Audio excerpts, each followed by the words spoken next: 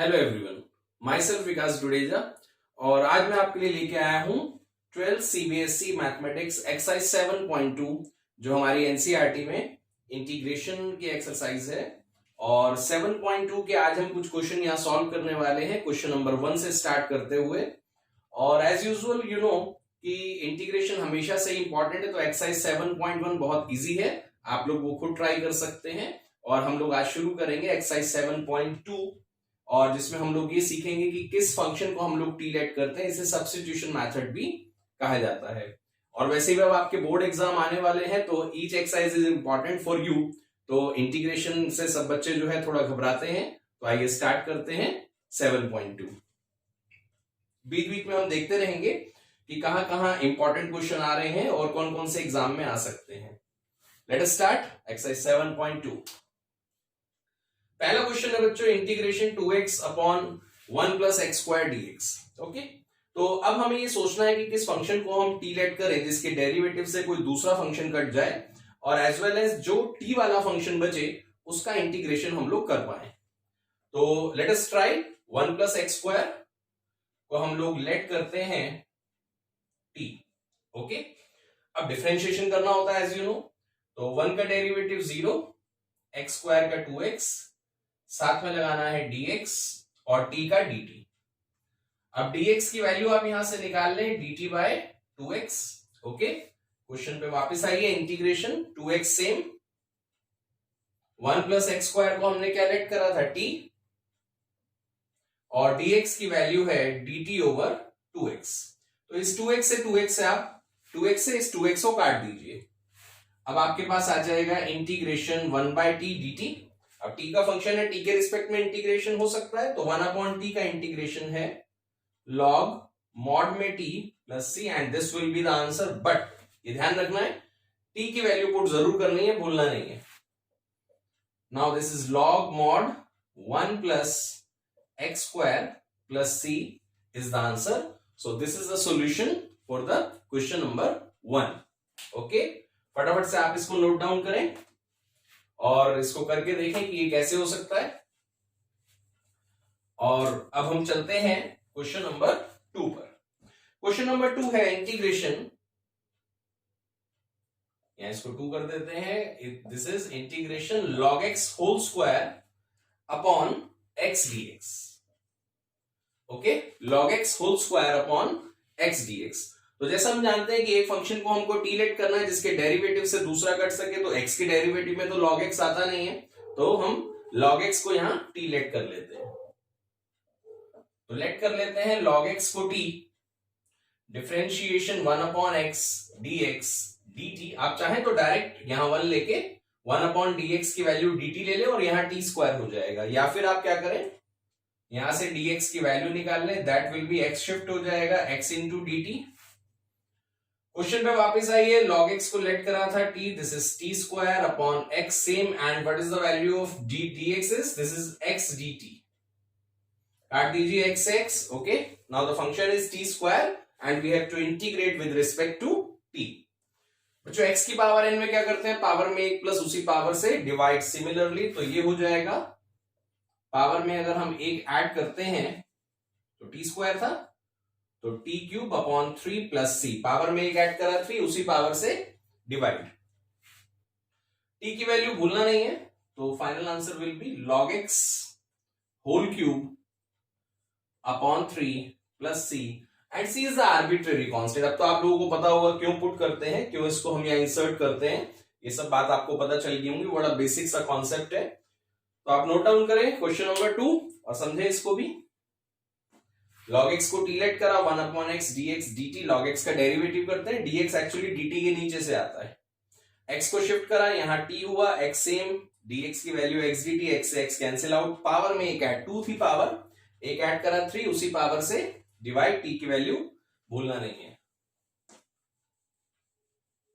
Move करते हैं question number 3 पर। बुक निकाल लीजिए सभी पेन पेपर पे, फटाफट से करते चले जाइए। क्वेश्चन नंबर 3, एक्सरसाइज सेम है, 7.2 के ही कर रहे हैं।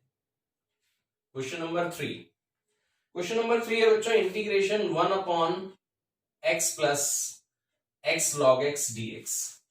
तो इस टाइप के क्वेश्चन में आपको ये देखना है कि यहाँ किसी एक फंक्शन को टी लेट करते हैं, ऐसा बीच में प्लस माइनस हो तो नहीं ले सकते हैं। तो अब हम मतलब ऐसा नहीं कि आप इसको टी या इसको टी ले लें तो उसका कोई फायदा नहीं होगा। तो हम लोगों को क्या करना है, यहां से एक्स कॉमन ले लेना है। ओके, जब हम लोग यहां से एक्स कॉमन लेते हैं तो ये बचता है 1 plus log x dx. Okay, x common लिया, 1 प्लस लॉग एक्स डीएक्स। अब आपको पता है लॉग एक्स का डेरिवेटिव 1 अपॉन एक्स होता है, तो इस ब्रैकेट वाले पार्ट को आप लेट कर लीजिए 1 प्लस लॉग एक्स को टी, 1 का डिफरेंशिएशन 0, लॉग एक्स का 1 upon x dx dt, dx equals to x dt। x यहां से शिफ्ट हो गया, यहीं पर देखते हैं 1 upon x same, 1 plus log x को क्या लेट करा था t, और इस dx की वैल्यू है बच्चों x dt। ओके, तो x से x काट दीजिए।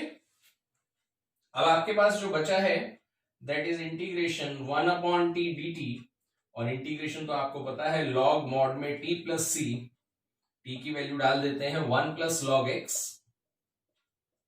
Plus c will be the final answer.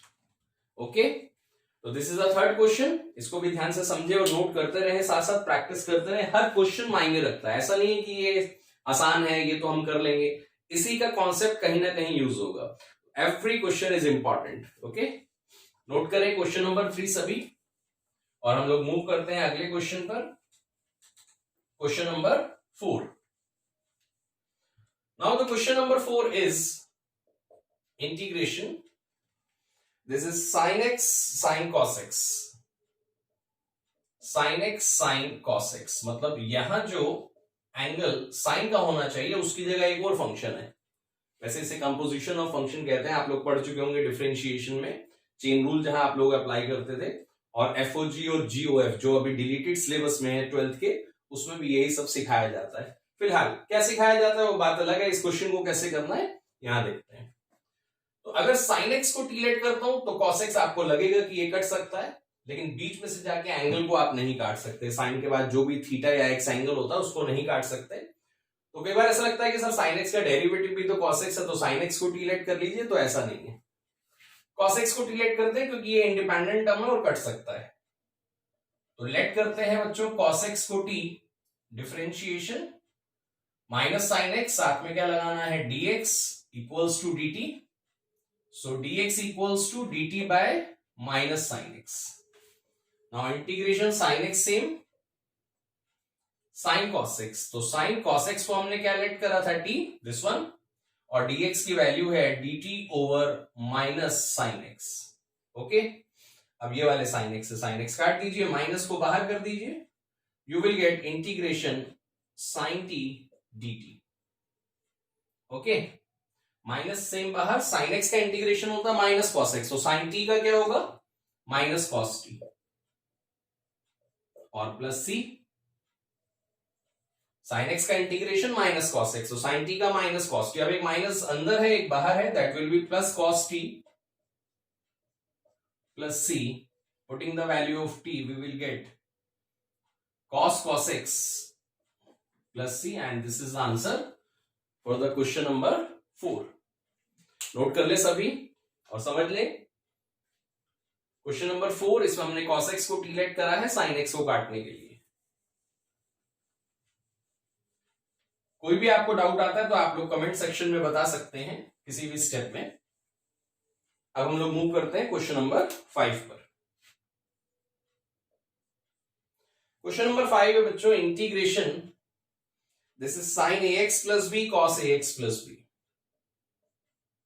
sin ax plus b cos ax plus b dx। तो इस क्वेश्चन को करने के 3 मेथड हैं। आप sin ax प्लस b को भी टीलेट कर सकते हैं, cos ax प्लस b को भी टीलेट कर सकते हैं, और इसको 2 से मल्टीप्लाई डिवाइड करके आप 2 sin थीटा cos थीटा की आइडेंटिटी भी बना सकते हैं। तो कोई एक मेथड कर लेते हैं, sin ax प्लस b को टीलेट कर लेते हैं। Let sin ax plus b equals to t। अब according to chain rule in differentiation इसको लेट कर लेते हैं कि ये वाला पार्ट x है, तो sin x का डिफरेंशिएशन cos x, जिसको हम x मानते हैं, उसके डेरिवेटिव से मल्टीप्लाई, तो b का होता है 0, अकेला कांस्टेंट है, ax का a into 1 मतलब कि a, साथ में लगाया dx और ये dt, dx की वैल्यू dt अपॉन a को पहले लिख लेते हैं और cos ax प्लस b को बाद में। जब आप फंक्शन को, किसी भी फंक्शन को टीलेट कर लेते हैं तो आपको ये डिसाइड हो जाना चाहिए माइंड में कि मैं किस फंक्शन को काटने वाला हूं, मतलब इसका जो डेरिवेटिव आएगा वो किसी ना किसी को जरूर काटे, इस चीज का आपको ध्यान रखना है हर क्वेश्चन में। साइन ax प्लस b को हम लोगों ने टीलेट करा था, ये as it is cos ax plus b, और dx की वैल्यू यहां से ले लेते हैं dt over a cos ax plus b, cancel out कर दीजिए। cos ax प्लस b को 1 अपॉन a कर दीजिए बाहर, this will be now t dt, 1 upon a same, t का इंटीग्रेशन t स्क्वायर बाय 2। एक बार फिर ध्यान दीजिएगा पावर 1 है, पावर में एक ऐड करते हैं, 1 प्लस 1 विल बी 2, उसी पावर से डिवाइड कर देते हैं और कांस्टेंट इंसर्ट कर देते हैं c, arbitrary constant. Now this will be 1 upon 2a and what is the value of t, sin ax plus b, उसके ऊपर स्क्वायर है तो sine square ax plus b plus c will be the final answer. अगर आपको objection है कि sir पीछे से आंसर मैच नहीं कर रहा है तो आप इसमें 2 से मल्टीप्लाई डिवाइड करके 2 sin थीटा cos थीटा वाले मेथड से करेंगे तो वो डायरेक्ट मैच हो जाएगा, और नहीं तो साइन स्क्वायर थीटा का एक डायरेक्ट आइडेंटिटी है 1 माइनस cos 2 थीटा बाय 2, अगर उसको लगाएंगे तो भी मैच हो जाएगा, लेकिन इनडेफिनेट इंटीग्रेशन है तो यही आप इसको छोड़ दें, this is the final answer. Okay, तो आज हमने करे एक्सरसाइज 7.2 के 1 2 3 4 5, अगली वीडियो में करेंगे क्वेश्चन नंबर 6 से लेकर 10 तक। Okay, thank you, bye, take care. Board के एग्जाम आने वाले हैं, बढ़िया से तैयारी करते रहिए, बाय।